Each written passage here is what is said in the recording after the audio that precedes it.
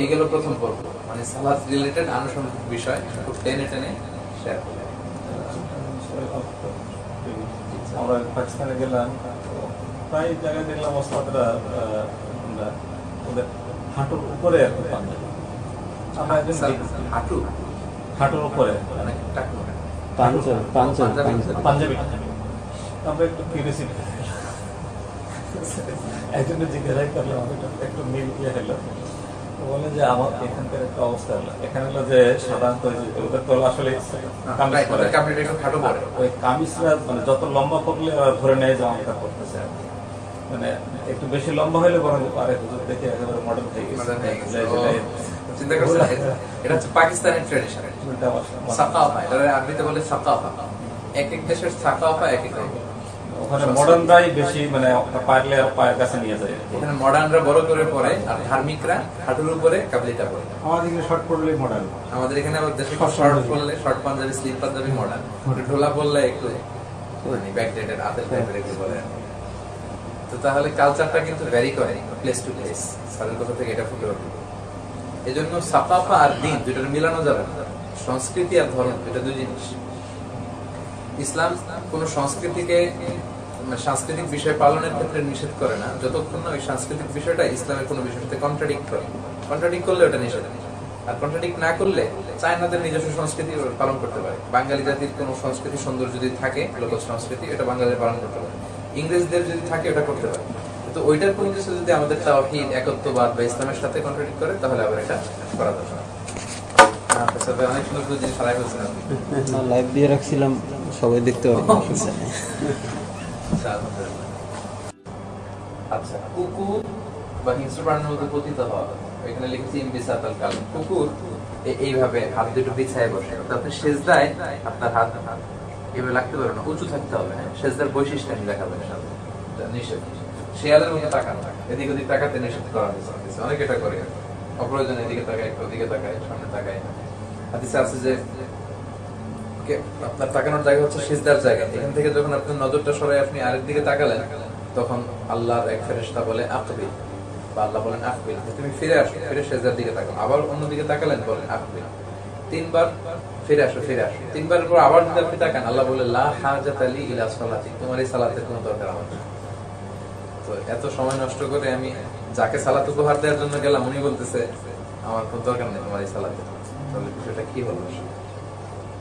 আচ্ছা, উটের মতো বসা যাবে না, আমি দেখাবো এটা। মেরুদণ্ড বাঁকা করে রুকু সেজদা করতে নিষেধ করছে। রুকুতে পিঠটা সোজা হইতে হবে, অনেকটা পিঠ সোজা হয়। আজকে আমরা প্র্যাকটিস একটু দেখবো, একে অপরকে সোজা করে দেবো। দাড়ি নিয়ে অনেকে খেলা করে। রাসূল দেখলেন এক সাহাবী নামাজ পড়তেছে আর শুধু দাড়ি টানছে। আল্লাহ রাসূল বললেন লাউ খাশা কলবু লা খাশা জাওয়ারিহু, তার অন্তরের মধ্যে আল্লাহর ভয় নেই। অন্তরে ভয় থাকলে এটার প্রভাব দাড়িতে, হাতেও পড়তো। আপনি ওযু করে আসছেন তো দাড়ি পানি পড়ছে, আপনি চাইলে কথার কথা পানিটা সরা নিতে পারেন, একবারে দিবেন। অনেকে দেখবেন পুরো সালাতেই দাড়ি নিয়ে মহাব্যস্ত, দাড়ি টানাটানি করতেছে, বসে শুধু দাড়ি টানাচ্ছে, শুধু দাড়ি টানে, জামা ইয়ে করে, গাছ উঠায়, এগুলো নিষেধ আছে। মশা টশা কামড়ায়, হ্যাঁ, মশা যদি বেশি কামড়া সহ্য করতে না পারলে তো সরাই দিয়ে মারবেন, ঠিক আছে, মশা মারা সরিয়ে দেয়। আচ্ছা, কাপড় চুল গুটানো প্রয়োজন, এগুলো নিষেধ আছে। মুখ ঢেকে রাখে সালাতে, your face should be exposed, খোলা রাখতে হবে সালাতে। আচ্ছা, ইহুদিদের মতো হাত ভিতরে চাদর রাখতে নিষেধ করছে। আমরা অনেক সময় শীতকালে চাদর পরি, বাট চাদর পরলে আমাদের দেশে দেখবেন যে মুরব্বীরা, যেটা আমি দেখি, চাদরটা গায়ে দেওয়ার পরে এই পাশ দিয়ে এদিকে উঠায় দেয়, এই পাশ দিয়ে এদিকে উঠায় দেয়, ফলে এটা ফ্লেক্সিবল হাত দুটো, তাই না? এটা ঠিক আছে। কিন্তু চাদর দিয়ে যদি আপনি প্যাকেট হয়ে যান, পুরো চাদর পরে আপনি প্যাকেট, তাহলে এটা নিষেধ আছে। হাত দুটো ফ্লেক্সিবল হতে হবে। চাদরের ভিতরে থাকবে, কিন্তু এই দিকটা উঠানো থাকবে, যেটা বললাম ফ্লেক্সিবল। রফলি আদায় করতে চাইলে করলেন, বা রুকু সিজদা যাওয়াতে যাতে ফ্লেক্সিবল, অর্থাৎ চাদরে আঁটো হয়ে থাকা যাবে। এই যে অতিরিক্ত নড়াচড়া, চুল কারণ নাক গলা দিয়ে আওয়াজ করা, আমাদের বারবার হাত বাঁধা থেকে খোলা, এগুলো নিষেধ আছে। নাক মাটি থেকে আলাদা, সিজদায় অনেকের এটা হয়, নিষেধ আছে। নামাজের সামনে দিয়ে অতিক্রম করা নিষেধ। লাউ ইয়ালামুল মারু বাইনা ইয়াদাল মুসলিম, কেউ যদি জানতো একজন মুসল্লির সামনে দিয়ে ক্রস করলে কি গুনাহ হয়, সে ওখানে 40 বছর দাঁড়িয়ে থাকাটাকে উত্তম মনে করতো, সে ক্রস করতো না, এত গুনাহ এটা। কারণ তার মাঝে তার স্রষ্টা আছে, আল্লাহ আছে। এটা তো ডিসটেন্স আছে। জি, এটা হচ্ছে সালাসাতু আজর, 3 গজ, 3 হাত বাইরে দিয়ে যেতে পারে। লেটস সে ওনার সেজদার জায়গার চেয়ে আরেকটু বেশি, 2 কাতার হলে সবচেয়ে সেফ হয়। তার সেজদার জায়গা আরেকটা কাতার বের করে দিয়ে যেতে পারবে। অনেক স্কলাররা বলছে তার সেজদার জায়গার পর দিয়ে যেতে পারবে, বাট তাকে ক্রস করা কখনোই যাবে না তার সেজদার জায়গা। সালাসাতু আজর, আমি যেখানে সেজদা দিচ্ছি তারপরে ধরেন আরো 1 গজ, তারপর আরেক মানুষ। এজন্য আমরা বলি যে তার কাতার এবং সামনের কাতার, 2 কাতারের পর দিয়ে যেতে পারবে। ওখানে কোনো কিছু রাখা হয় তাহলে তো সেফ, এবং রাখতেই বলছেন আল্লাহ রাসূল, সূত্রা এক গজ পরিমাণ সূত্রা দিয়ে রাখতে গেছিলেন আল্লাহ রাসূল। এজন্য আমরা পেছনে লোকজন যদি এক্সিট করবে, কখনো যদি ওইখানে দাঁড়ানো লাগে, আমরা সূত্রা খুঁজে নেব যাতে লোকজন সুন্দরভাবে যেতে পারে আমার সামনে। সূত্রা দেওয়াটা শুনে, সূত্রা মানে যেটা আপনাকে ঢেকে রাখবে, অন্যদের থেকে আলাদা করে রাখবে। ওই যে ইউএস দেখা যায় না, এটা না ব্যাগ না, ওই যে এরকম এক হাত লম্বা সাইজের কাঠের এরকম একটা ইয়ে মতো বাংলাদেশে অ্যাভেলেবেল এখন মসজিদগুলোতে। আপনাদের ওখানে আছে কিনা জানি না। একটা লাঠি একটা লাঠি আর কি, যে লাঠিটা এভাবে স্ট্যান্ড করে রাখে, নিচে একটা সুন্দর পিয়া আছে যেটা দিয়ে এটা রাখা যায়। অনেক জায়গায় ছোট মিনারের মতো করে রাখে বাংলাদেশে, হ্যাঁ এগুলো প্লাস্টিকের এখন পাওয়া যায়। আর সামনে দিয়ে রাখে ব্যাগটা যদি এরকম দাঁড় করানো থাকে, হবে যে কোনো জিনিস হবে, পানির না পোশাকটা তো একটা সূত্র হলো, বা পানির বোতল 1 লিটারের যে বোতলগুলো, এই সাইজের একটা বোতল যাতে সামনে রাখেন। আচ্ছা, কাতারে ফাঁকা রাখা নিষেধ। আল্লাহ রাসূল বলেছেন লা তাতরুকু ফুরুজাতিন লিশাইতান, শয়তানের জন্য কোনো গ্যাপ রেখে দিও না। রাসূল সাল্লাল্লাহু আলাইহি ওয়াসাল্লাম তোমরা তোমাদের কাতা সোজা করে নাও, কারণ আমি পিছনের দিক থেকে তোমাদের দেখতে পাই। আনাস বলেন আমরা প্রত্যেকেই তার পার্শ্ববর্তী ব্যক্তির কাঁধের সাথে কাঁধ এবং পায়ের সাথে পা মিলাতাম। মালয়েশিয়াতে এই আমলটা আছে। কিভাবে যে আমাদের বাংলাদেশে এটা ঢুকলো, জামাতে নামাজ পড়া অবস্থায় আমাদের বাংলাদেশের লোকেরা অনেক ফাঁকা রেখে দেয়। আমি দাঁড়ালাম, এই পাশেও ফাঁকা, এই পাশেও ফাঁকা, বেশ ফাঁকা রেখে রেখে লোকজন দাঁড়ায়। কিন্তু নিয়ম হচ্ছে তার কাঁধের সাথে আমার কাঁধ এবং তার পায়ের সাথে আমার পা। এটা কোনো মাযহাবে কোনো সমস্যা না, এমন না যে আবু হানিফা আমাদের ইমাম বলে গেছেন এজন্য আমরা ফাঁকা রাখি না। আবু হানিফা, মুহাম্মদ ইসা, আমাদের মাযহাবে কেউ এটা বলে না। কিভাবে যে এটা উৎপত্তি হয়েছে আমাদের ভারতবর্ষে বলতে পারি না। তো আরব বিশ্বে এই সচেতনতা আছে, মালয়েশিয়াতেও সচেতনতা আছে। অপেক্ষাকৃত 1-2 জন হয়তো একটু অসচেতন, বাকিরা কিন্তু দেখবেন যে আপনি একটু দূরে নিয়ে গেলে সেও পাটা একটু মিলায় দেয়। হাদিসে আছে যে তোমরা কাতার ফাঁকা রাখো, তোমাদের মধ্যে আল্লাহ ফাঁকা তৈরি করে দিবে, মানে অন্তরের ভ্রাতৃত্ব, হ্যাঁ বন্ধুত্ব, এটা কমাই দিবে। আর যদি কাতারের মধ্যে পায়ে পায়ে মিলে দাঁড়াও, তোমাদের মধ্যে মিল মহব্বতটা এটা আল্লাহ বাড়ায়। এটা খুব জরুরি। মানে জানা না থাকার কারণে অনেক সময় ধরেন আমি পা মিলালাম, সে মনে করলো যে আমি বেয়াদবি করলাম, তখন আবার পাশে রাখলো, এটা একটা মুসিবত। এই জন্য তো সচেতনতা বৃদ্ধি খুব দরকার। সালাতের বিষয়গুলো মানে হাদিস থেকে আমাদের জানা দরকার। এখানে একটা প্রতীকী ছবি আমি এনেছি, যে এই যে দেখেন এখানে তারা কি সুন্দর হাতের সাথে হাত, পায়ের সাথে পা মিলে সীসা ঢালা প্রাচীরের মধ্যে তারা এখানে দাঁড়াইছে। যিনি ইমাম, আমাদের নেতা আল্লাহ রাসূল, ওনাকে কেউ অ্যাটাক করতে গেলে এই সব সাহাবীদেরকে মেরে যেতে যেতে 1 ঘন্টা লাগছে, একেবারে সীসা ঢালা প্রাচীর। আর এইখানে দেখেন প্রতীকী অর্থ যে শয়তান চাচ্ছে যে এই দুজনের মধ্যে একটু করে দিই, ফাঁকা করে দিই, তাদের মনে হয়তো একটু অমিল হয়ে যাবে। বোঝা যাচ্ছে এরা খুব বন্ধু না, আর এদের মধ্যে হয়তো কিছু একটা আছে এটা আর কি। এজন্য যতটুকু গ্যাপ পূর্ণ করে দাঁড়ানো যায়, ফাঁকা যতটুকু কম রাখা যায়, ফাঁকা রাখা ঠিক না। একা একা পড়লে তো আপনার মতো নামাজ অবস্থায় টাকনুর নিচে কাপড়, অনেক মাসালা। তো এখানে টাকনুর মাসালাটা হচ্ছে কেউ যদি অহংকার বশত টাকনুর নিচে কাপড় ঝুলায়, এটা কবিরা গুনাহ।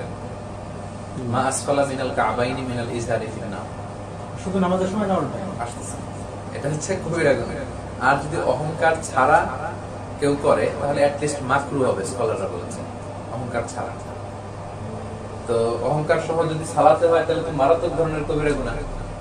আর সালাত ছাড়াও যদি কেউ এরকম অহংকার ছাড়া যদি মাকরুহ হয়, আর সালাতের মধ্যে তো আরো বড় মাকরুহ হবে। অ্যাট লিস্ট সচেতনতার জন্য সবসময় টাকনুর উপরে কাপড় রাখা, আর কোনো কারণে যদি এরকম থাকে সালাতের সময় উপরে উঠায় নেয়। সংক্ষেপ কথা হচ্ছে এটা। আল্লাহ রাসূল যখন বললেন যে ট্রাক্টর নিচে কাপড় গেলে এটা জাহান্নামে যাবে, তখন আবু বকর বললেন, ইয়া রাসূলুল্লাহ, আমার তো জুব্বাগুলো সব লম্বা, ট্রাক্টর নিচে থাকে।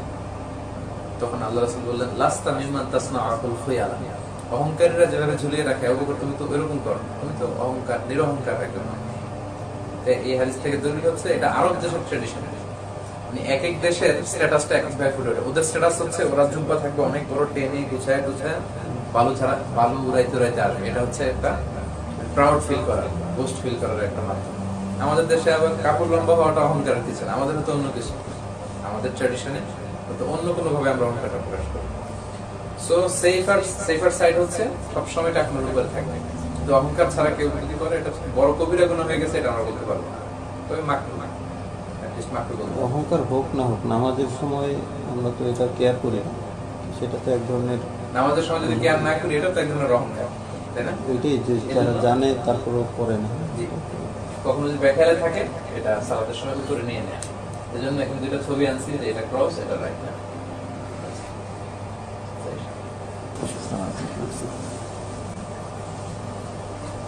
তো তাহলে গেল। এবার আসি পূর্ণাঙ্গ নামাজ। পূর্ণাঙ্গ নামাজে দেখি আমরা কি কি আনছি। এখানে আনছিলাম যে কিবলামুখী হওয়া, অনেক দলিল আছে, এগুলো বললে রমজান মাস নামাজের কথা বলার কষ্ট করছে, আপনারা বিরক্ত হবেন বেশি বেশি দলিল এগুলো নিয়ে আসলে। জাস্ট আমি এতটুকু বলি যে কিবলামুখী হওয়া হচ্ছে ফরজ, আমরা আগে জেনেছি। প্রশ্নের জন্য টাইম দেন। আচ্ছা, এখানে অনেকগুলো প্রশ্ন আছে। তাহলে আমি ফার্স্ট শেষ করি প্রশ্ন। ফাওয়াল্লি ওয়াজহাকা শাতরাল মাসজিদিল হারাম, তোমরা যেখানেই থাকো না কেন সালাত পড়ার সময় মসজিদুল হারামের দিকে চেহারা করো। কিন্তু এটা হচ্ছে জেনারেল অবস্থা, সাধারণ।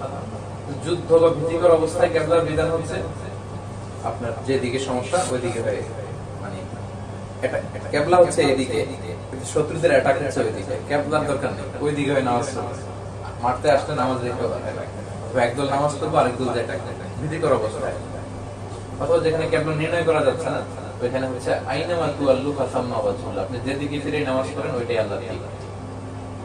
কখনো যদি সংশয় হয়, যেমন একটা জঙ্গল ট্রেকিং এ আমরা গেলাম, ওখানে কম্পাস বা সূর্য দেখতে পাচ্ছি না, তখন আমরা কিভাবে সালাতের সময় সালাত করব? তখন আমরা আন্দাজ করার চেষ্টা করব সর্বোচ্চ যে কোনটা পশ্চিম হতে পারে, ওইটার উপর বেস করে সালাত আদায় করবো, হয়ে যাবে।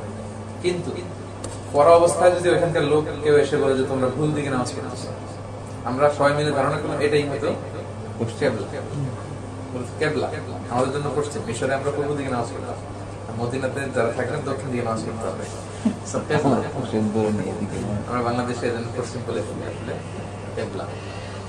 তো আমরা ধরেন কিবলামুখী না হয়ে অন্যদিকে নামাজ পড়তে শুরু করলাম, নামাজের মাঝখানে ওই এলাকার লোকেরা এসে বললো তোমরা তো উল্টা করে ফেলছো, বাম দিকে হচ্ছে কিবলা। তো তারা যদি বলে তখন আপনি বাম দিকে ঘুরে যাবেন, এটা হচ্ছে নিয়ম, এটা নিয়ম। দলিল হচ্ছে মসজিদ যুল কিবলাতাইন। স্যার ফজলুরে করছেন না স্যার? আপনি তো করছেন, আপনারা দুইজনে দেখছেন আশা করি। মসজিদে নববীর ওদিকে মসজিদ কুবা, যুল কিবলাতাইন মোটামুটি কাছাকাছি। ওখানে দুইটা কিবলার চিহ্ন দেয়া আছে, যে এক মসজিদে দুই ডাইরেকশনে নামাজ হচ্ছে। সেটা হচ্ছে আগে বাইতুল মাকদাসের দিকে যখন কিবলা, তখন সবাই 16 মাস বাইতুল মাকদাসের দিকে নামাজ পড়তেছিল। তো একবার রাতে এটা চেঞ্জ করা হলো, আবার কাবার দিকে দেয়া হলো। তো ওই লোক মসজিদে নববীতে রাসূলের সাথে এসা পড়ে তার এলাকায় আসছে, মানে মসজিদুল কিবলাতে যেখানে ওখানে আসছে। এসে ফজর নামাজে ঢুকে দেখে লোকজন বাইতুল মাকদাসের দিকে নামাজ পড়ছে। তখন উনি চিৎকার করে বললেন যে গত রাতে আয়াত নাযিল হয়েছে কিবলা পরিবর্তনের আয়াত, এখন থেকে ফাওয়াল্লি ওয়াজহাকা শাতরাল মাসজিদিল হারাম, মসজিদে হারামের দিকে তোমরা ঘুরে যেতে হবে। তো ইমাম সহ সবাই মসজিদে হারামের দিকে ঘুরে যেত। তো এক সালাতের দুই কিবলা, এজন্য মসজিদ যুল কিবলাতাইন, দুই কিবলাওয়ালা মসজিদ বলে। আপনারা হজ উমরা করতে গেলে ইনশাআল্লাহ দেখবেন সেটা। এরপরে জামাতগত কাতারের বৈশিষ্ট্যটা এখানে নিয়ে আসছে। পূর্ণাঙ্গ সালাত তো এখন একেবারে কিবলামুখী আমরা জামাতে দাঁড়ালে আকিমুস সুফুফ ওয়া হাদু বাইনাল মানাকিব। স্যার এটা আপনি তো একবার জিজ্ঞেস করছিলেন যে কি কি বলে, এগুলো কিন্তু বলে আকিমুস সুফুফ, ইসতাকিমু ওয়া আতাদিলু, সাবু সুফুফাকুম। অর্থ বুঝি না, আসলে শুনি। আচ্ছা, তো কাতার সোজা করো, হাদু বাইনাল মানাকিব ওয়াল আকদাম, হাদিসে কাঁধ পা সমান সমান রাখো। সুদ্দুল খালাল, সামনের গ্যাপ পূরণ করে দাও। লা তাদারু ফুরুজাতিল শাইতান, শয়তানের জন্য কোনো গ্যাপ রেখো না। ওমান ওয়াসাল্লাহ সাফান ওয়াসাল্লাহুল্লাহ, কেউ যদি কাতার মিলায় আল্লাহ তার অন্তর মিলাই দিলে। ওমান কাতা সাফান, কেউ কাতারে গ্যাপ রাখলে কাতারুল্লাহ, আল্লাহ তাদের অতিরিক্ত কেটে দিবে। আমরা আগে বলছিলাম। দাঁড়ানোর পন্থা সালাত। দাঁড়ানোর পন্থা হচ্ছে পা দুটো সোজা থাকবে এবং সমান্তরাল থাকবে। অনেকের এই সমস্যাটা হয়, এই যে ধরেন আমার হাত দুটো হচ্ছে পা এভাবে থাকবে, অনেকে এইভাবে দাঁড়ায়। খেয়াল করছেন এটা আপনারা? পা দুটো এইভাবে বাঁকা করে রাখবে, এটা কিন্তু ভুল। পা দুটো সোজাও হবে, সমান্তরাল হবে, কেবলামুখী হবে। খেয়াল করে দাঁড়াতে হবে। ওখানে সূরাতে গেলে আমরা দেখাতে পারতাম এইভাবে। অনেকে যে ভুলটা করে এইভাবে বাঁকা করে রাখবে, এটা কিন্তু হলো না। তাহলে পা সোজা সমান্তরাল হবে, কেবলামুখী থাকবে। আর জামাতে যখন দাঁড়াবেন তখন পায়ের সাথে পা মিলে দাঁড়াবে। ছবিতে যে খুব সুন্দর ছবি আমি নিয়ে আসতে পারছি তা না, যেমন এই পাটা সামনে, এটা পিছনে, এটা সুন্দর হয়নি। তো অপেক্ষাকৃত এখানে দেখানোর চেষ্টা করছে যে সে খুব বেশি ন্যারো হয়ে দাঁড়ায় গেছে, সে হয়তো খুব বেশি ফাঁকা করে ফেলছে, সে একটা মাঝামাঝি জায়গায় নিচ্ছে। আর কতটুকু ফাঁকা করবেন এই বিষয়ে কোনো টেক্সট নাই। তবে জামাতের কাতারের বৈশিষ্ট্য হচ্ছে আরেকজনের সাথে, আর আপনার ডান দিকের পা তার বাম দিকের পা, আপনার বাম দিকের পা তার ডান দিকের পায়ের সাথে মিলাবে। ফলে অপেক্ষাকৃত বেশ ফাঁকা রাখা লাগে। একা একা করলে আপনি আপনার সুবিধা মতো একটা জায়গা নিয়ে আপনি দাঁড়াবেন। খুব বেশি ফাঁকাও না, আবার খুব অল্প না, মাঝে মাঝে, এটা আপনার সুবিধা মতো। যদি কোনো গ্যাপ না থাকে তাতে কোনো প্রবলেম আছে কিনা? ওই যে দুই পায়ের মধ্যে একবারে পা লাগাই দাঁড়ায় না, এটা তো করা মানে কোনো বিধান আছে কি এটা? এই আল্লাহ পা ফাঁকা রাখা বিধান, মানে গ্যাপ থাকে মাঝখানে, পা মিলিয়ে দাঁড়াতে ফাঁকা থাকে, অবশ্যই ফাঁকা থাকে।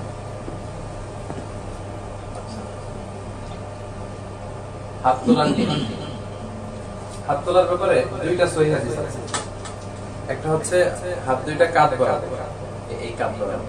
শর্ত হচ্ছে হাতের তালু দুটো কেবলামুখী থাকবে, কাঁধ বরাবর না, আঙ্গুল ফাঁকা থাকবে না, আঙ্গুল মিলানো ফেলে।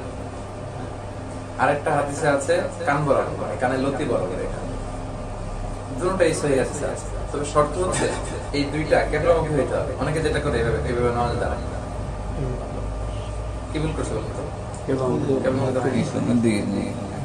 এই হাত দুইটা কেবলামুখী করে রাখতে হবে। তাহলে একটা হচ্ছে কাঁধ বরাবর, একটা হচ্ছে কান বরাবর, কেবলামুখী হতে হবে। আপনার তো এইভাবে ফাঁকা হয়ে যাচ্ছে, মিলে যাবে। শুধু রুকুর মধ্যে ইফাররিজু আসাবিয়া, রাসূল সাল্লাল্লাহু আলাইহি ওয়াসাল্লাম শুধু রুকুতে আঙ্গুল ফাঁকা, রুকুতে যখন হাঁটু ধরতেন তখন আঙ্গুল ফাঁকা রাখতেন, বাকি সবসময় হাত মিলানো। তাহলে দুইটা মত, এক হচ্ছে এই দেখেন আল্লাহু আকবার কেবলামুখী হইলো, আরেকটা হচ্ছে এটা আল্লাহু আকবার। আমাদের বাংলাদেশে এটা শেখানো হয়, কিন্তু শর্ত হচ্ছে কেবলামুখী হতে হবে হাতটা। যদি আপনাদের বাঁকা থাকে আজকে শেষ করার চেষ্টা করুন। কানা ইয়াজআলুহুমা হাযবা মানকিবাইহি, মানকিব মানে কাঁধ, কখন কখন এই কাঁধ বরাবর তুলতেন। وربما كان يرفعهما حتى يحاذي به فروع عضليه, ফুরু মানে এখানে কানের লতি বরাবর তুলে ফেলতেন। কখন এই বরাবর, কখনো কাঁধ বরাবর, আপনার যার যেটা ফ্লেক্সিবল লাগে। দুইটা সহিহ হাদিস আছে। এটা ক্রস দিছি কেন? এটা রাইট দেয়া হচ্ছে, এটা কেবলামুখী হয়েছে। তাহলে এখানে শেখার বিষয় হচ্ছে কেবলামুখী হতে হবে। বুকের উপর হাত বাঁধা, হাত কই বাঁধবে? হাত বাঁধার বিষয়ে তিনটা মত। এক হচ্ছে বুকের উপরে, একটা নাভির উপরে, আর একটা নাভি সংলগ্ন নিচে। তিনটাই হাদিসে আছে, তিনটা হাদিসে আছে। তবে আমরা সাজেস্ট করি উপরের দিকে বাঁধার ব্যাপারে। এটা অপেক্ষাকৃত বেশি প্রামাণ্য দলিল দিয়ে প্রমাণিত। যদি নিচে বাঁধেন সমস্যা নেই, অর্থাৎ এই যে উপরে যেটা, এটা আমরা সাজেস্ট করি। যদি নিচে বাঁধতে চান তাও হবে। হানাফিরা তাহতা সুদা, নাভি সংলগ্ন নিচে, এটাও হাদিসে আছে। তো এটা সমস্যা। আমরা আগে বলছিলাম বুকে হাত বাঁধার, মানে হাত বাঁধার বিষয়টা হচ্ছে সুন্নাহ। আমরা ওই যে প্রথম তিনটা মূলনীতি যদি খেয়াল করেন, ফরজ তরক হলে নামাজ বাতিল, you have to repeat your সালাত। ওয়াজিব তরক হলে বাতিল হবে না, সরসদ দিলে হবে। সুন্নাহ তরক হলে হয়ে যাবে। কেউ যদি কোনো কারণে হাত নাও বাঁধে তা তো সালাহ ইজ ওকে। মালিকি মাযহাবের কিছু স্কলাররা ইরসাল করে, যেটা আপনি আমাকে জিজ্ঞেস করছিলেন, যে আল্লাহু আকবার বলে ছেড়ে দেয়। আমাদের এখানে ওমানিরা আছে, ইবাদি সম্প্রদায়, ইবাদিরা, ওরা ওমানিরা দেখবেন যে অনেকে হাত বাঁধে, শিয়াদের কিছু অংশ ওরা হাত বাঁধে। তো এই যে হাত বাঁধার এই বিষয়টাই হচ্ছে ইটসেলফ সুন্নাহ, কিন্তু এটা নিয়ে আমাদের দেশে খুব বেশি ঝগড়াঝাটি। হাত কই বাঁধবে? ওই বাদ আমিন জোরে না আসতে আমিন বলাটাই হচ্ছে সুন্নাত। মানে ভ্রাতৃত্বের, মুসলমানদের মধ্যে ভ্রাতৃত্বের বন্ধনটাকে অটুট রাখা, এটা হচ্ছে ফার্জ। সবচেয়ে বড় ফরজ হচ্ছে এটা, ঐক্য টিকিয়ে রাখি। ছোটখাটো সুন্নাত যেটা না করলে সালাতে তেমন কোনো সমস্যাই হচ্ছে না, এটা নিয়ে মারামারি মারাত্মক দরকার। তাহলে কিভাবে বাঁধতেন আল্লাহ রাসূল? কানা ইয়াতাআল ইউমনা আলা যাহরি কাফিহিল ইউসরা, ডান হাতটা বাম হাতের উপর রাখতেন এবং হাত দিয়ে চেপে ওনার এই সাআদ মানে বাহু এবং এটাকে চেপে ধরতেন। যদি উপরে ধরতে চান তাহলে এই যে মালয়েশিয়ানদের কথা আপনারা দেখেন যে বাঁধতে, আর যদি নিচে বাঁধতে চান বাঁধতে পারেন, নাভি সংলগ্ন নিচে বাঁধতে পারেন। তবে অপেক্ষাকৃত এইটার বর্ণনাটা একটু দুর্বল বর্ণনা, কিন্তু এই বর্ণনাগুলো সহি, বাট সবগুলো ঠিক আছে। তো যেহেতু প্রফেট বিভিন্ন ভাবে বাঁধছেন, আপনারা মাঝে মাঝে একটু বাঁধেন করে বাঁধেন। এটা বাংলায় শেখানো হয়, আমাদের ছোটবেলা শেখানো হয়েছে, কারণ রাসূল সাল্লাল্লাহু আলাইহি ওয়াসাল্লাম এগুলো চেপে ধরতে, এটা আছে তো আপনি ধরতে পারেন। সহজ কথা স্যার, আপনার এই থেকে নাভি পর্যন্ত পুরোটাই হচ্ছে হাত বাঁধার জায়গা, বুক থেকে নাভি পর্যন্ত ফ্লেক্সিবিলিটি আছে। আমরা নরমালি যেটা জানি মেয়েরা বুকে হাত বাঁধতে, ছেলেরা কোমর বাঁধতে। এটা জানেন হচ্ছে কারণ হানাফি স্কুল অফ থটে বুকে হাত বাঁধার এটা মেয়েদের জন্য তারা গ্রহণ করছে, আর আমাদেরটা নিচে। ঠিক আছে, আপনি ভালোই জানেন, কোনো সমস্যা নেই, এটা হতে পারে। তবে আমি সাজেস্ট করব যে আপনি যদি আল্লাহ রাসূল থেকে প্রমাণিত একাধিক আমল জানেন, তাহলে আপনার যে সবসময়ের অভ্যাস এটা তো করবেনই, মাঝে মাঝে একটু ওই আমলগুলো করবেন। তাতে করে হলো কি আল্লাহ রাসূলের সবগুলো হাদিস আমল করার সুযোগ আপনি পেলেন। এটা যেমন রাফউল ইয়াদাইন করা, আমরা হানাফি স্কুল অফ থটে আমরা কিন্তু রাফউল ইয়াদাইন করি না। মানে রুকুতে যাওয়ার আগে অন্যরা আল্লাহু আকবার বলে রুকুতে যায়, তাই না? রুকুতে উঠে আল্লাহু আকবার বলে, আবার দুই রাকাত শেষ করে তৃতীয় রাকাতের জন্য যখন দাঁড়ায় তখন আবার আল্লাহু আকবার বলে রাফউল ইয়াদাইন। রাফউল ইয়াদাইনের প্রত্যেকটা তাকবীর 10টা করে সওয়াব আছে হাদিস, কিন্তু হানাফি স্কুল অফ থটে এটা নেয় না। রাফউল ইয়াদাইন না করলে কোনো সমস্যা নেই, এটা করা সুন্নাত। তো যেহেতু আল্লাহ রাসূল করতেন, যেন আপনি মাঝে মাঝে ঘরে নফল নামাজে, যেমন আমি রাফউল ইয়াদাইন করি ব্যক্তিগতভাবে, আমার স্বাভাবিক হচ্ছে রাফউল ইয়াদাইন ছাড়া আমি নামাজ পড়ি, তবে মাঝে মাঝে আমি মাঝে মাঝে যে হাদিসে আছে জি প্রত্যেকবার মাঝে মাঝে করা যায়, মাঝে মাঝে অবশ্যই সহজে হয়তো মাঝে মাঝে করলে পরে হয়তো কন্টিনিউ করতে হবে, সবসময় করতে হবে। যদি আপনি করতে চান সবসময় করেন, এটা তো হাদিসে আছে, যদি চান এটা করা যাবে। কানা ইয়াদাউহু হাত দুটো রাখতেন আলা সাদরি, বুকের উপর, নিচের গুলো ধরে রাখতেন, আমি জাস্ট সামনে ধরে লিখে এগুলো আছে। দৃষ্টি কই থাকবে? দৃষ্টি থাকবে সেজদার জায়গার দিকে। আমি বলছিলাম যে এদিকে দিক তাকালে আল্লাহ বলে ফিরে আসো, ফিরে আসো। তিনবারের পরে বলে লা হাজাত লি ইলা সালাত, তোমার এই সালাতের কোনো প্রয়োজন হবে না। কানা ইদা সালাত সবসময় মানে ক্লাস করার সময় এবং তাসাদ করার সময় সবসময়, তাসাদের সময় হাদিসে আছে যে আপনার এই আঙ্গুল জুতো করে রাখবেন, ওখানে দৃষ্টি থাকবে। আর আপনি যদি নিচে দৃষ্টি রাখতে চান তাতেও হবে। আমলটা কখন উঁচু করবো সেটাও এটা ওখানে আসবে না। এখন হচ্ছে ধারাবাহিক নামাজ, যেটা আমরা শুরু করলাম আল্লাহু আকবার, রুকু সামনে আসতেছে। ধারাবাহিক নামাজ মানে নামাজের প্রত্যেকটা বিষয় নিয়ে আমি বলবো। এখন তো জাস্ট বুকে হাত বাঁধলেন আপনি, কেরাত পড়তে হবে, এরপর এনে রুকুতে যাবে। আসুন তাহলে যখন দাঁড়াতেন আর মাথাটাকে মানে go down, use to go down his head, just একটু মাথাটা নিচের দিকে করতেন। ওরামাবে বাসালেহি নাকওয়ালা, জমির দিকে তাকাতেন। অর্থাৎ নামাজে যখন দাঁড়াতেন তখন এইভাবে থাকতেন না, মাথা একটু নিচু করে জমির দিকে তাকাতেন। এইটা ছিল সব সময়। এই সেজদার জায়গা থেকে কখনো আপনার দৃষ্টি নড়বে না, মানে এদিক ওদিক এগুলো করা যাবে না। সেজদার দিকে সবসময় চোখ থাকে। সেজদা হচ্ছে দৃষ্টি নিবন্ধনের জায়গা, দৃষ্টি নিবন্ধকরণ গেল। এরপরে যাই সালাত শুরুর দোয়া। আমরা শুধু মানে বাংলাদেশে এটাই শিখছি, আল্লাহ রাসূল এই সবগুলো দোয়া করতেন। এটা অনেকগুলো পরে কারণ দেরি হয়ে যায়। আর এগুলো হচ্ছে স্যার আমরা সাজেস্ট করি নফল এবং সুন্নাত নামাজে পড়ার জন্য বলি। ফরজ নামাজে হয়তো ইমাম সাহেব বেশি সময় নাও দিতে পারে, অনেক সময় দেয় না, আলহামদুলিল্লাহ করে শুরু করে দেন। এগুলো আপনি করবেন আসলে নফল নামাজ, অনেক সুন্দর সুন্দর। আল্লাহুম্মা বা'id বাইনি ওয়া বাইনা খাতায়ায়া কামা বা'adta বাইনাল মাশরিক ওয়াল মাগরিব, মানে হে আল্লাহ প্রাচ্য পাশ্চাত্যের মধ্যে তুমি যত দূরত্ব রেখেছো আমার আর আমার গুনার মাঝে এত দূরত্ব করে দাও, মানে আমার গুনাহকে সরায় দাও অনেক দূরে। আমি প্রাচ্যে, আমার গুনাহ থাকবে পাশ্চাত্যে। শেষ হয় না, এটা অনেক বড়, মানে বরফ দিয়ে সাদা দুধ দিয়ে আমাকে তুমি গোসল করিয়ে আমাকে পাপড়ি, এরকম সুন্দর সুন্দর কথা আছে, চাইলে আপনারা করতে পারেন। এগুলোকে বলা হয় সানা, সানা মানে প্রশংসা। পুরোটা কোথায় পাওয়া যায়? এগুলো তো এই যে সালাতের বইতেই পাওয়া যায়। অবশ্যই পাওয়া যাবে। এটা এটা অনেকের মুখস্থ আছে, লাল কালি দিয়ে রাখছে এই জন্য। সুবহানাকা এটা আমরা মুখস্থ পাই। কি ওটা তো পড়ে, ওটা হ্যাঁ ওইটা যদি আরো বেশি পড়তে চান আমি এগুলো সাজেস্ট করছি। আমাদের বাংলাদেশে যে সমস্যাটা হয়, এটাকে যায় না আমাদের দারুণ দোয়া বলে। আপনাদের এলাকায় বলে কিনা? হ্যাঁ, আমরা তো ওই থেকে শিখে গেছি, জায়নামাজের দোয়া শিখে গেছি। আমার তো বই পড়ে এসেছি, তো বইতেই লেখা আছে। আল্লাহ রাসূল কখনো জায়নামাজে বা মুসল্লায় দাঁড়িয়ে এই দোয়াটা পড়তেন না। তিনি আল্লাহু আকবার বলে সালাত শুরু করে তারপর পড়তেন ওয়াজহাতু ওয়াজহিয়া লিল্লাযী ফাতারা। তার মানে এটা তাকবীরে তাহরিমের পরে পড়ে। সানা, সানা মানে হচ্ছে ওয়াজহাতুর আগে আবার ইন্নি যোগ করে পড়তাম, ইন্নি ওয়াজহাতু। কোরআনের আয়াত থেকে নেয়া, ইন্নি ওয়াজহাতু, এটা সাইয়েদনা ইব্রাহিম আলাইহিস সালাম পড়ছিলেন। তো সমস্যা নেই, ওয়াজহাতু অথবা ইন্নি যোগ করে পড়েন, কিন্তু এটা পড়বে তাকবীরে তাহরিমের পরে, মুসল্লায় দাঁড়িয়ে কখন পড়বেন হয়ে যাবে। আরেকটা দোয়া পড়তেন আয়াত সালাতিল মুসল্লি আলহামদুলিল্লাহ হামদান কাসীরান এরকম। কিরাত অনেক মতানৈক্য আছে, আমি সহজে আপনাদের বলি। কিরাতের বিষয় হচ্ছে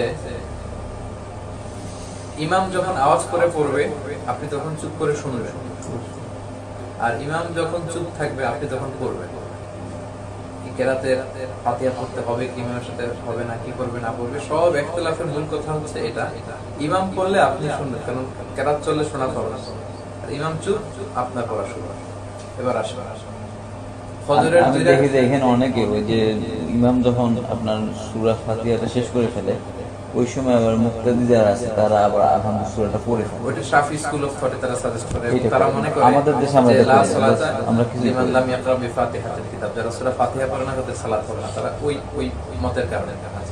এই সবগুলো হাদিসকে এনে আমি লাস্টে যে কথাগুলো প্রশ্ন আমরা পরে নিব, সেটা হচ্ছে যেমন ধরেন ফজরের 2 রাকাতে ইমাম আওয়াজ করে পড়ে না সূরা ফাতিহা এবং অন্য সূরা, আপনার পড়ার সুযোগ নেই, কারণ আপনি তো শুনবেন। কিন্তু ইমাম যখন টাইম দিচ্ছে, টাইম দিলে আপনি পড়তে পারেন। সূরা ফাতিহার পরে যদি সময় দেয়, কিন্তু সময়টা খুব অল্প দেয়। অল্প দেয়, তখন আবার কিছু ইমামের আপনি হারাই ফেললেন। তাতে অর্ধেকটা পড়ে পরে আবার তো সব করতে হবে। এজন্যই আমি স্যার এটা বলছি যে ইমাম করলে আপনার পড়ার দরকার নেই, আপনি শুনবেন, আর ইমাম চুপ থাকলে তাতে যদি অর্ধেক পড়া হয় তাহলে ঠিক আছে, কোনো প্রবলেম নেই। কারণ আমার তো কমপ্লিট হচ্ছে না, ওদিকে তো ইমাম শুরু করে দিয়েছে। এজন্যই আমি বলি যে ইমাম করলে আপনার পড়ার দরকার নেই।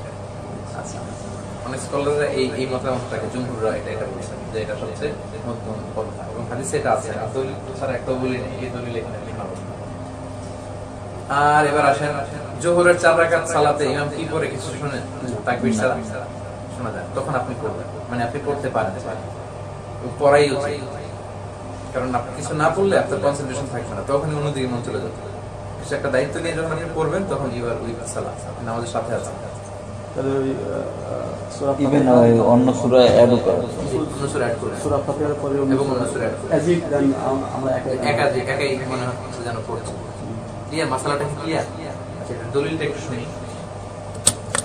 সিররি সালাতে মুক্তাদির যে কিরাত করার কইল জাবের রাদিয়াল্লাহু থেকে বর্ণিত, তিনি বলতেন যে কুননা নাকরাউ ফি যুহরি ওয়াল আসরি খালফাল ইমাম, আমরা ইমামের পেছনে রাসূলের জামানায় যোহর আসরের সালাতে পড়তাম ফির রাকাতাইন উলাইন, যোহর আসরের প্রথম 2 রাকাতে পড়তাম বিফাতিহা ওয়া সূরা, সূরা ফাতিহা এবং আরেকটা সূরা ফিল উখরাইন বিফাতিহাতিল কিতাব, এবং শেষ 2 রাকাতে শুধু সূরা ফাতিহা পড়তাম, এটা ফরজ। ফরজের শেষ 2 রাকাতে সূরা ফাতিহার সাথে অন্য সূরা পড়া। তার মানে যোহর আসরের সালাতে ইমাম যেহেতু চুপ, মুক্তাদিরা আমরা এটা পড়তে পারবো, ওনারা পড়তে। এই সবগুলো হাদিসের মূল কথা ওইটা, যেটা আমি সহজে আপনাদেরকে বলি। ইমাম চুপ থাকলে আপনি পড়বেন, কারণ আর ইমাম বললে আপনি চুপ থাকবেন, কারণ ওয়াইদা কুরিআল কুরআনু ফাসতামিউ লাহু ওয়া আনসিতু লাআল্লাকুম তুরহামুন, যখন কোরআনের তেলাওয়াত হয় তখন তোমরা মনোযোগ দিয়ে শোনো, এতে তোমাদের উপর রহমত নাযিল হবে। ইমাম যখন পড়েন তখন আপনি পড়বেন, আপনাকে শুনতে হবে। বিষয়টা ক্লিয়ার না? প্রশ্ন থাকলে পড়েন। সূরা ফাতিহা শেষে আমিন বলেন, আমিন ইয়াজহারু ওয়া ইয়ামুতু, আওয়াজ করে আল্লাহর রাসূল বলতেন, পুরো সাহাবারা সবাই বলতেন, পুরো মসজিদ দজ্জা কেঁপে উঠতে এরকম আওয়াজ করে ওনারা বলতেন। আর আমাদের হানাফি স্কুল অফ থটে এটা আস্তে বলতে বলে, সমস্যা নেই, আস্তে বলেন বা জোরে বলেন, আমিন বলা সুন্নাহ, কোনো কারণে কেউ আমিন না বললেও সমস্যা নেই। ওকে, তবে বলবেন, কারণ আল্লাহ রাসূল বলেছে ইদা আমানাল ইমাম আমিন, ইমাম আমিন বললে তোমরাও আমিন বলো। কারণ তোমরা যখন আমিন বলো আকাশের ফেরেশতারা তখন বলে আমিন। ইদা ওয়াফাকা তামিনুকুম মা তামিনুল মালায়েকা, তোমাদের আমিন আর ফেরেশতাদের আমিন যখন মিলে যায় গুফিরা লাহু মা তাকাদ্দামা মিন যামবি, তোমাদের যত পাপ হয়েছে গুনাহ হয়েছে আল্লাহ এগুলো মাফ করে দেয়। তো এই সুন্দর সুন্দর অফারগুলো মিস করা ঠিক হবে না। আমিন বলতে যাতে আমরা অভ্যস্ত হই। এখানে তো আলহামদুলিল্লাহ সবাই আওয়াজ করে বলে, আমরা বলি। সূরা মিলাবেন, সূরা ফাতিহা পড়ে ফেললেন, আমিন বলার মধ্যে দিয়ে শেষ করলেন। এরপরে আপনি একটা সূরা পড়তে পারেন, একাধিক সূরা পড়তে পারেন। ক্লিয়ার না? প্রত্যেক রাকাতে এমন না যে সূরা ফাতিহার পরে শুধু আলাম তারা পড়েই আমি রুকুতে যাইতে হবে না। আপনার মন চাইলে আলাম তারার পরে আপনি সূরাতুল ফিলের পরে সূরা কুরাইশ পড়লেন, মাউন পড়লেন, 3-4টা সূরা পড়ে একটা কাজ শেষ করলেন, এটা ওকে। ক্লিয়ার? কিন্তু অর্ডারটা মেইনটেইন করতে হবে। অর্ডারটা মেইনটেইন করা সুন্নাহ। কোরআনে যেভাবে আছে এই অর্ডারটা মেইনটেইন করা সুন্নাহ। আর কোন কারণে সুন্নাহ ভায়োলেট হলে কি হবে? নামাজের নামাজ হয়ে যাবে, নামাজ হয়ে যাবে, কিছু হবে না। কিন্তু অর্ডারটা তো রাসূলুল্লাহ সাল্লাল্লাহু আলাইহি ওয়াসাল্লাম ছিল না। অর্ডারটা তো কোরআন শরীফে যেটা, এটা তো আলোচনা তখন রাসূলুল্লাহ তো কোরআন শরীফ পড়িয়ে আচ্ছা, আর সূরা পড়ার ক্ষেত্রে বড় এক আয়াত দিয়ে এক রাকাত পড়া যাবে, অথবা ছোট 3 আয়াত দিয়ে। এগুলো আসলে জানেন না। ছোট 3 আয়াত যেমন সূরা রহমান, তাবি আয়াল রাব্বিকা তুকাজ্জিবান, এরকম 3 আয়াত দিয়ে হয়ে যাবে। শুধু এতটুকু, আর রহমান আল্লামাল কোরআন খলাকাল ইনসান, আল্লাহু আকবার হবে। সুন্দর হচ্ছে না? ওয়াসামাই যাতিল বুরুজ, অনশন লঞ্চের থেকে এরকম করা। মানে এটা হলো মিনিমাম ক্রাইটেরিয়া। Minimum criteria. জি, একটা সেগমেন্ট হতে হবে, যে সেগমেন্টে কোরআনের পুরো আলোচনাগুলো এক সেগমেন্ট করে ভাগ করা। মানে আল্লাহ এখানে জান্নাতীদের জাহান্নামীদের একটা সুন্দর আলোচনা, এরপর আদমের কাহিনী শুরু করছেন, এরপর আবার ন্যাচারাল ফেনোমেনা, এরপর কিছু কসমিক সিম্বলস নিয়ে কথা বলছেন, এরপর আবার প্রিভিয়াস হিস্ট্রি, এরপর কবরের রাজা। তো আমরা বাঙালিরা অর্থ না বোঝার কারণে এমন জায়গা থেকে শুরু করি, এমন জায়গায় শেষ করি, মানে তালগোল পাকা। কিন্তু আরবদের নামাজে দেখবেন যে ওরা একটা বিষয় নিয়ে, কেমন যেন এই রাকাতে আমি একটা বিষয় সম্পর্কে শুনলাম, আর দ্বিতীয় রাকাতে আরেকটা ঘটনা নিয়ে কথা বলবো। পুরো সেগমেন্টটা পূর্ণ করা হচ্ছে নিয়ম। আর রহমান আল্লাহ খলাকাল ইনসান তো কি হলো? কিছু তো হয়নি, আরো তো অনেক দূর যাইতে হবে, তাহলে না পুরো বিষয়টা বোঝা যাবে। কিন্তু এটা হচ্ছে মিনিমাম ক্রাইটেরিয়া। কিন্তু এমনি নামাজটা হবে, নামাজ হয়ে যায়, আদায় হয়ে যায়। রুকুর পন্থা, রুকুতে রাসূল সাল্লাল্লাহু আলাইহি ওয়াসাল্লাম খুব রিল্যাক্স করতেন, তাসতারফি, এবং হাতগুলো আঙ্গুলগুলো ফাঁকা থাকতে পারত, এবং পিঠটা একেবারে সোজা থাকতো। পিঠটা কেমন সোজা থাকতো? একেবারে ইয়ের মতো সোজা। হাদিসে আছে যে রাসূল রুকু দেওয়ার পরে ওই পিঠে যদি কেউ বোতল পানি ভর্তি গ্লাস রেখে দেয়, ওই গ্লাসটা নড়বেও না, পড়বেও না, মানে এত সোজা। বাঁকা হলে তো পড়ে যাওয়ার কথা ছিল। এখানে গ্লাস পানি ভর্তি গ্লাস রাখলে পড়বে, গ্লাসটা দাঁড়িয়ে থাকে, এত সোজা হতো। আর এক হাদিসে আছে লাউ সাব্বা আলাইহিল মা লাস্তামা, কিছু পানি যদি রাসূলের রুকু দেওয়া পিঠের উপর কেউ ঢেলেও দেয়, সব পানি পড়ে যাবে না, কিছু পানি এখানে স্থির থেকে যাবে, এতটা সোজা। আর আঙ্গুলগুলো একটু ফাঁকা থাকতে হবে, আমরা ওখানে গেলে দেখতে পারবো। আর পিঠটা সোজা থাকবে। আমার পিঠ কি সোজা হয়েছে? জি, এটা পিঠ সোজা হয়ে যায় যদি। অনেকের যে ভুলটা হয়, অনেকের রুকুটা এইভাবে করে ফেলে, আল্লাহু আকবার, আমার হাত এটা হয় না, সে বাঁকা হয়ে আছে। আমার হাত বাঁকা করে আরো বেশি রাইট, আবার অনেকে যেটা করে, হ্যাঁ। দেখছেন এটা? জি, আমাদের একজন সম্মানিত স্যার আছে, আমি চাইছিলাম স্যার আসতে হতো, আসে না। আমি কয়েকবার বলছিলাম স্যারকে আমি বলবো, স্যার খুব সুন্দর নামাজ পড়ে এবং আমাদের ব্যাপারে খুবই স্যারে করে ফেলে আর কি। স্যারের নাম হয়তো বলি সমস্যা হবে না। তো এটা অনেকের মধ্যে সমস্যা আছে, কেউ রুকুতে বেশি নিচে চলে যায়, অনেকে কারো যদি ধরেন আমার রোগ থাকে, স্পাইনাল কর্ডের ব্যথা, পেইন, ওইটা ভিন্ন কথা। কিন্তু এই রুকু সুন্দরভাবে না শেখার কারণে এই ব্যাক পেইন এগুলো হয়। আপনি সুন্দর করে রুকু দিতে পারলে দেখবেন যে ব্যথাটা থেকে অনেকটাই চলে যাবে। এই যে আমি আগে বলে ফেলছি, সাওয়াফ হাত্তা লাউ সাব্বা আলাইহিল মালাস, পানি ঢালে কারণ লা ইয়াসুবু রাসাহু ওয়ালা ইউকনা, মাথা খুব ঝুঁকিও দিতেন না, আবার এরকম উঁচু করে রাখতেন না, বরং বাইনা দাঁড়িয়ে যে আপনাদেরকে দেখাবো পিঠটা সোজা। এটা কিন্তু খুব জরুরি, পিঠটা সোজা রাখতে হবে। এইটাই বললাম যে ওই টাইমে দৃষ্টিটা কোথায় থাকে। যদি আমি সিজদাতে রাখি তাহলে মাথাটা একটু উপরে হবে, নিচের দিকে থাকে, কিন্তু হাদিসে আবার সিজদার দিকে রাখার কথা আছে। সো সহজ কথা আপনারা আমি বলি, এই যে আমি নামাজে দাঁড়ালাম, আমার দৃষ্টি সর্বোচ্চ যেতে পারবে এই পা থেকে সিজদা পর্যন্ত,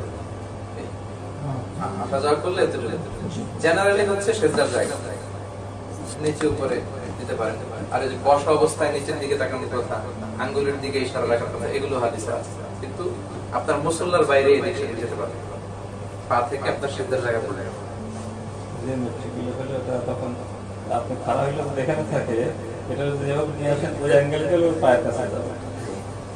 তো ওইটা তোমার সমস্যার কথা না, পায়ের দিকে যদি তাকাই বা এখানে তাকাই, এতটুকু জায়গা তাকানোর জন্য মাথা ঘোরানোর প্রয়োজন হয় না, কারণ এক গ্ল্যান্সে এই জায়গাটা সব দেখা যায়।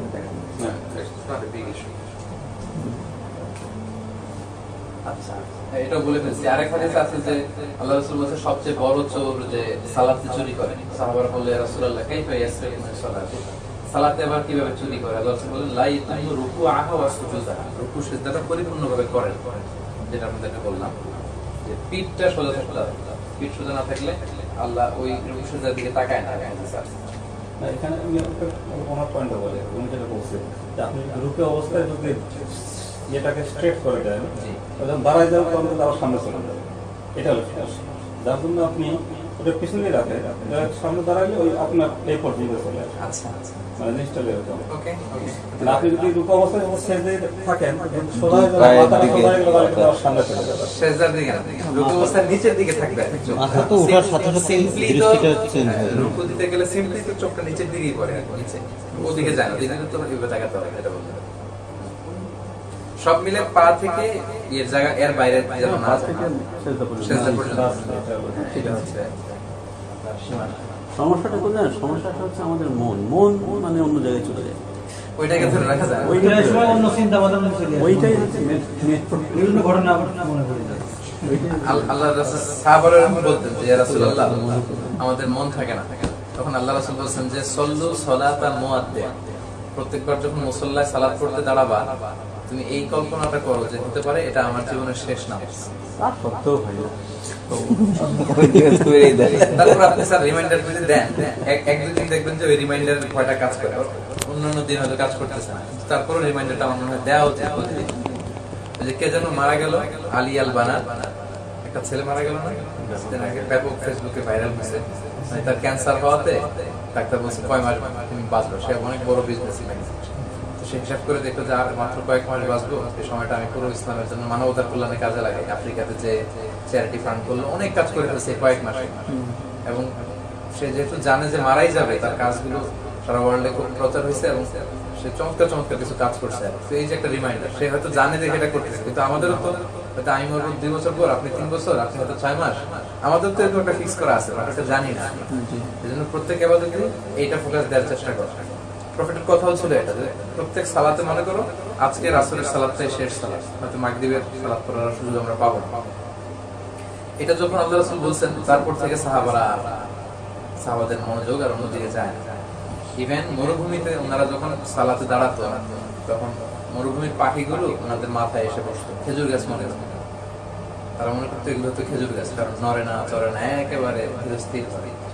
এবং এক যুদ্ধে সাইয়েদনা আলী রাদিয়াল্লাহু তাআলা আনহুর পায়ের টিপ বের করা সালাত অবস্থায়, এই ঘটনা তো আমরা জানি। নামাজের আগে বের করতে পারতেছিল না, এত জখম হয়েছে, টান দিলে চিৎকার মারে, কিন্তু নামাজ অবস্থায় বের করতে ক্যারি পায়নি, কারণ ওই লেভেলে চলে গেছিল। ওই যে খুশু খুজুর বিষয়টা, এটা অনুশীলনের বিষয়। প্রতিনিয়ত আপনি নিজেকে রিমাইন্ডার দিয়ে বা সালাতের মধ্যে ওইভাবে ঢুকে আপনি আস্তে আস্তে ওই লেভেলে যাবেন। হুট করে তো যাওয়া যাবে।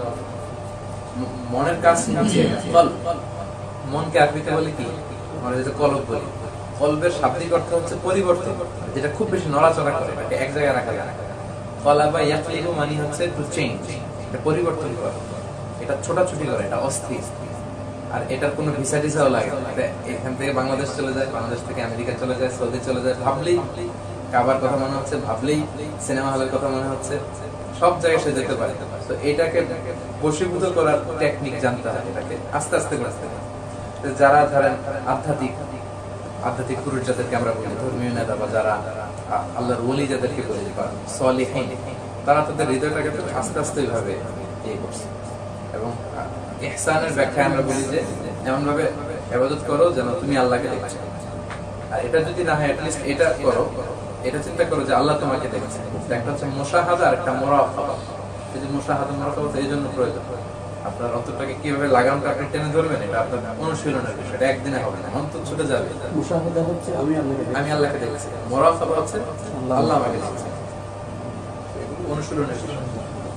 জি, অন্য আলোচনা করে ফেললে আবার আমরা রুকুর বন্ধা এগুলো আমরা মোটামুটি বুঝতে পারছি না, সেগুলি করে চলে যাই।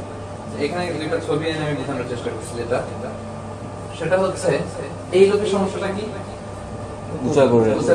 এর সমস্যা বেশি নেই, অপেক্ষাকৃত একে দেখা যাচ্ছে যে পিঠটা সোজা এবং মাঝামাঝি ওখানে বাইনা দালি এটা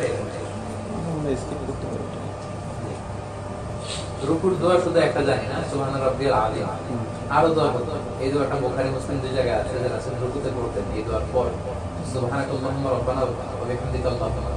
কারণ শুরু হলে স্লাইড তো আপনাদের কাছে থাকবে, রুকু থেকে দাঁড়িয়ে স্থির হওয়া। আল্লাহ রাসূল বলতেন সামি আল্লাহু লিমান হামিদা, সাহাবারা বলতেন রব্বানা ওয়া লাকাল হামদ। এক সাহাবী একবার বলে ফেললেন হামদান কাসীরান তাইয়িবান মুবারাকান। আমাদের পর আল্লাহ রাসূল বললেন এই অতিরিক্ত চারটা তাসবিহ 1 2 3 4 কে পড়ছো, কেউ দাঁড়ায় না। আল্লাহ রাসূল বললেন যে বলো, আমি কিছু বলবো না। এক সাহাবী দাঁড়ায় বলছে আমি পড়ছি। আল্লাহ রাসূল বললেন তুমি এটা পাইলা কই, আমি তোমাদেরকে শিখিয়েছি নামাজের নিয়মে রব্বানা ওয়া লাকাল হামদ, তুমি এটা পেলে কোথায়? সে বললো আল্লাহর এই তাসবিহগুলো পড়তে আমার এত ভালো লাগে, এজন্য আমি একটু নিচ থেকে বাড়াই ফেলছি, এর সাথে মিলে আমি এটা করছি। তখন আল্লাহ রাসূল বললেন যে ভয় পেও না, আমি যখন সালাতে ছিলাম আমি তখন দেখলাম যে তোমার এই অতিরিক্ত চারটা তাসবিহ যে সওয়াব হয়েছে, এগুলো 30 জনেরও বেশি ফেরেশতা কে কার আগে আল্লাহর আরশে পৌঁছে দিবে প্রতিযোগিতা করতেছিল আকাশে, আমি দেখছি। তো এইজন্য সুযোগ হলে এই তাসবিহটা পড়বেন। যেমন এটা রাব্বানা লাকাল হামদ হামদান কাসীরান তাইয়িবান মুবারাকান, আর এডিশন সুন্দর অর্থ।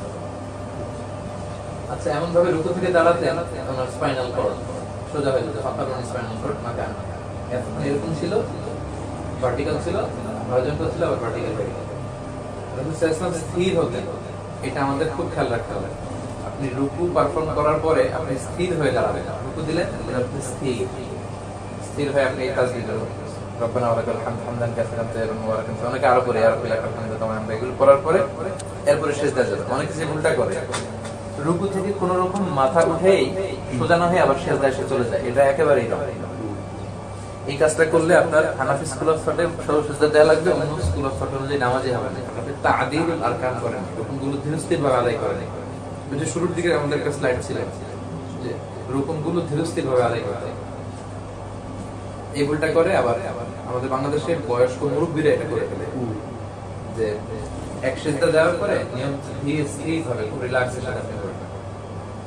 এখানে একটা দোয়া আছে, আল্লাহুম্মা আগফিরলি ওয়ারহামনি ওয়াহদিনি ওয়াজবুরনি ওয়াআফিনি ওয়ারযুকনি। এটা হচ্ছে এই দুই সিজদা মাঝখানে এগুলো করে এরপরে আপনি আরেক সিজদা যাবেন, বা না পড়লেও আপনি 1 সেকেন্ড বা 2 সেকেন্ড পড়বেন। অনেকে যে ভুলটা করে সিজদা থেকে কোন রকম উঠেই মানে সোজা না হয়ে আবার হাতটা কোনো মতে একটু তুলে হাতটা কোন রকম উঠে আবার আরেকটা চলে যায়, টাইম বাঁচানোর জন্য। অনেক ব্যস্ত, এটা মুরব্বীরা বেশি করে। আমার আত্মীয় স্বজনের মধ্যে বয়স্ক যারা মহিলারাও করে, আমার যেটা মনে হচ্ছে আসলে ওই মানে জ্ঞানের স্বল্পতা, আমরা তো জানি কম, আমরা দেখে দেখে অভ্যস্ততা আমাদের, এটা একটা কারণ, এটা জ্ঞানের এটা রিজন। আবার 1-2 বার বললেও ঠিক করতে পারে না, অনেক দিনের অভ্যাস। আমি বলে দেখছি যে কাজ হয় না, আমার সামনে ভয়ে ভয়ে আমার ভয়ে পরে দেখি আমি ফলো করে দেখলাম যে আগের মনে চলতেছে। তো এটা অভ্যস্ত হতে হবে, সচেতনতা পেয়েছে, খুব জরুরি। আচ্ছা, গেল সিজদা কিভাবে করবেন? সিজদাতে আল্লাহ রাসূল সাল্লাল্লাহু আলাইহি ওয়াসাল্লাম আগে হাঁটু ফেলতেন, পরে হাত ফেলতেন। ওকে, আগে হাঁটু পরে হাত। অনেকে যেটা করে ফেলে আগে হাত ফেলে দেয়, এই পক্ষেও কিছু অনেকে কথা বলে, বাট আমরা ওইটাকে সাজেস্ট করি, যেহেতু জুমহুর স্কলাররা বলে আগে হাত করবে পরে হাঁটু করবে, আগে হাঁটু করবে পরে হাত করবে, আর ওঠার সময় আগে হাত উঠবে পরে হাঁটু করবে। ওকে, সিকনেস থাকলে তো কোনো সমস্যা নেই। সিকনেস থাকলে ইভেন আমরা বলছিলাম যে নামাজের আরকান ফরজের মধ্যে একটা আছে দাঁড়িয়ে নামাজ পড়া। হ্যাঁ, তো আপনি ওই আরকানের একটা বা একাধিক ছুটে গেলে কি হয়, নামাজ বাতিল হয় না, কিন্তু দাঁড়িয়ে যদি কারো সমস্যা হয়, অসুস্থ হলে তখন সে বসে পড়তে হবে, তখন আরকান নষ্ট হলো। নফল নামাজ পাইকারি হয় সব না, আমাদের উদ্দেশ্য তো সবাই মনে করে ওইটাই বোধহয় নফল মানে বসে পড়া। না, নফল ঠিক করছে রাসূল সাল্লাল্লাহু আলাইহি ওয়াসাল্লাম এশার সালাতের পরে 2 রাকাত নফল রাসূল সাল্লাল্লাহু আলাইহি ওয়াসাল্লাম বসে বসে পড়তেন, বাট নফল দাঁড়িয়েই পড়বেন, সুস্থ থাকতে। মনে হয় ওইটাই সবাই অপ্রয়োজনে আসলে ক্ষতি করা ঠিক নয়। ক্যাম্প খরচ অসুস্থতা হলে আচ্ছা রাসূল ইসলাম বলতেন যে ইদা আহাদাতুম যখন সাজদা আহাদাতুম যখন সিজদা দিবে ফালা ইয়াবরি কামা ইয়াবরিল বাঈ উট যেমনি বসে তোমরা ওইভাবে বসো। উট কিভাবে বসে? উট তার আগে হাত ফেলে তারপরে ওটার তো হাত নাই, সবটাই পা।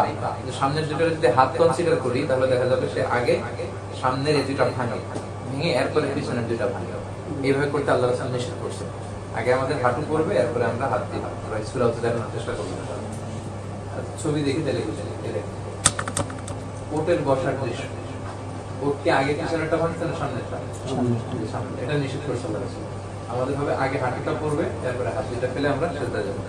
এজ ইউজুয়াল আমরা যেটা জানি আমরা ঠিকটাই জানি, সময় নষ্ট হবে না।